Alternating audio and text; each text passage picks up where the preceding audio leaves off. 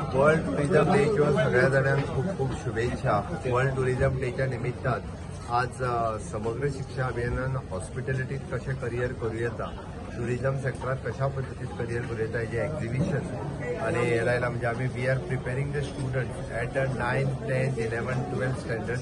So त्याच्या खातीर आयचो कार्यक्रम आशिल्लो. नेक्स्ट कार्यक्रम टुरिझम डिपार्टमेंटान ऑर्गनायज केला. It is an Yuva tourism club. तो आमच्या दरबार हॉलात आसा. सो दॅट टुरिझम ह्या इंडस्ट्री कडेन गोंय सरकार खूप पॉझिटिव्हली पळयता. खूप मोठी इन्व्हेस्टमेंट गोंयांत ह्या बाबतीत येवची. म्हाका दिसता हांव गोंयकारांक आव्हान करता, टुरिझम रिलेटेड प्रोजेक्ट जे येता पळय न्ही तांकां तरी निदान म्हाका दिसता विरोध करचो न्ही.